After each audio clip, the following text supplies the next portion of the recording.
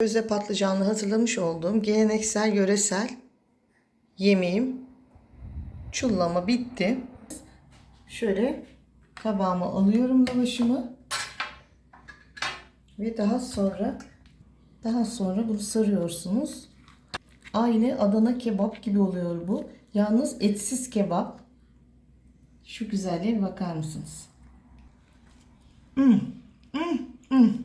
Arkadaşlar bu olağanüstü bir lezzet. Merhaba arkadaşlar, Server'in mutfağına hoş geldiniz. Bugün Amasya'ya gidiyoruz. Amasya'nın meşhur yöresel çullama tarifini yapıyorum sizlere. Bunun için közde patlıcana ihtiyacımız var. Ben kolay olsun diye fırında közlüyorum. Tabi bunun gerçeği orijinali gerçek kömür ateşinde olanıdır. Ben bugün fırında yapıyorum. 200 derece fanlı fırında patlıcanlarını közleyerek işe başlıyorum. Bakar mısınız buhara arkadaşlar? Patlıcanların kolay soyulması için, kabuklarının kolay çıkması için böyle tencereye bıraktım. Bakın nasıl buhar birikti. Şimdi sırayla artık patlıcanlarımı kabuklarından arındıracağım. Bakın ne kadar güzel. Çünkü tencerede beklettiğimiz için patlıcanımız bu kadar güzel, kolay soyulabiliyor. Tüm patlıcanlarımızı bu şekilde soyacağız. Bakın pamuk gibi oldu. Şu güzelliğe bir bakar mısınız? Daha sonra iri bir şekilde doğrayacağız. Küçük değil arkadaşlar, iri iri. Ben içinde böyle iri iri gelmesini, ağza gelmesini seviyorum. Dilerseniz siz küçük olsun derseniz şöyle büyük parçaları ortadan ikiye kesebilirsiniz. Bu şekilde tüm patlıcanları hazırlayacağım. Evet arkadaşlar, közlenmiş patlıcanımız hazır. Kapya biberim, yeşil biberim, zeytinyağım, kuru soğanımı jülyen şekilde doğradım. Tuzum, sarımsağım, kabuklarını soymuş olduğum domatesim var. Şimdi yapım aşaması. 1 çay bardağı 100 ml zeytinyağımı ilave ediyorum tencereme. Üzerine jülyen doğramış olduğum bir büyük boy kuru soğanımı ilave ediyorum. Ve sotelemeye başlıyorum. Soğanlarımız yumuşadı fakat daha pişecekler. Bu arada 4 diş sarımsağımı ince ince doğradım, ilave ediyorum. Burada püf noktayı söyleyeyim arkadaşlar size. Soğan iyice pişmesi gerekiyor. Karamelize olması gerekiyor. Çünkü patlıcanımız piştiği için son anda koyacağız. Ön sebzelerinin iyice karamelize olup pişmesi gerekiyor. Bakın şimdi bu soğanlar daha diri. Biraz daha pişmesini bekliyorum. Soğanlarım yumuşadı. 1 tatlı kaşığı salça koyuyorum. Çünkü bu mevsimde arkadaşlar domatesler daha henüz boyamıyor. Salçamızı mutlaka kavuruyoruz ve lezzetin ortaya çıkması için. Yoksa çiğden hem midede yanma yapar. Bu şekilde kavurursanız salçanızı mideniz yanmaz. Hem de rengini verir, lezzetli olur. Kapya biberimi, yeşil biberimi ilave ediyorum. Onları da kavuruyorum.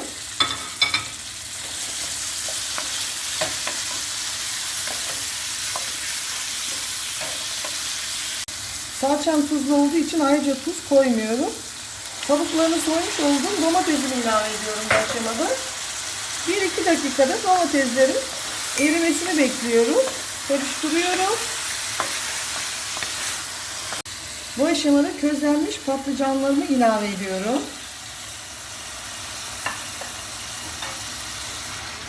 Ben patlıcanları arkadaşlar içinde iri iri böyle et gibi seviyorum.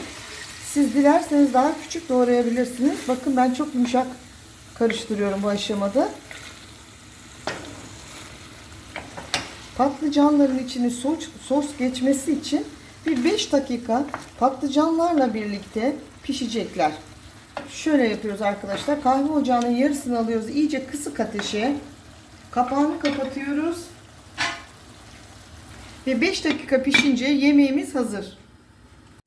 Şimdi çullamam hazır.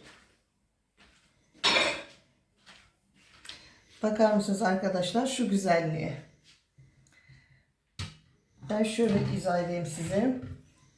Şöyle ben şimdi lavaşlar yaptım evde. Çünkü bu lavaşa sarılarak da yeniyor.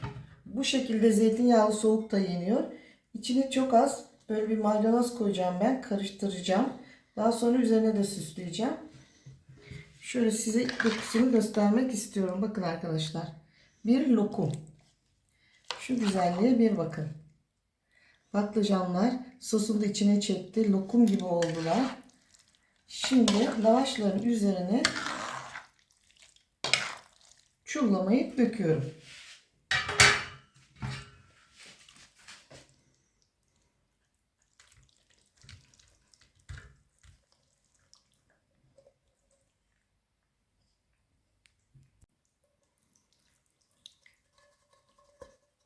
Buyurun.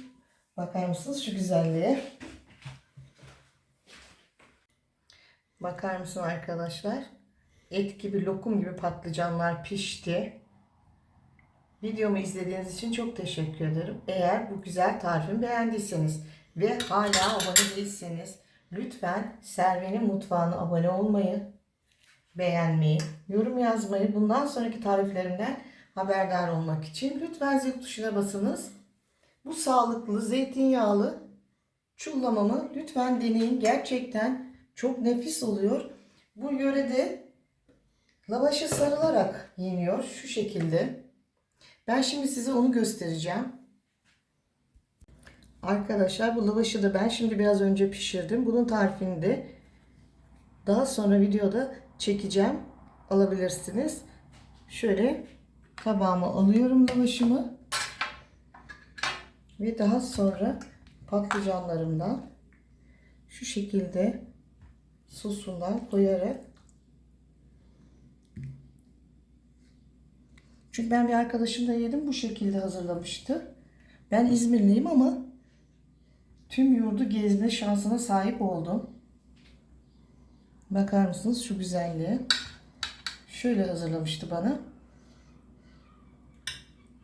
Daha sonra bunu sarıyorsunuz. Sıkıştırıyorsunuz.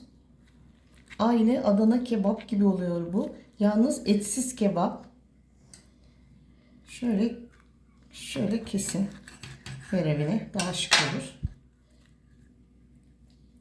Buyurun arkadaşlar. Şu şekilde.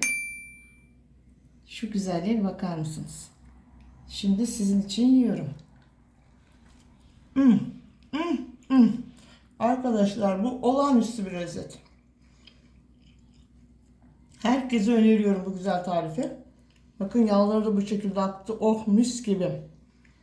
Herkese afiyet olsun.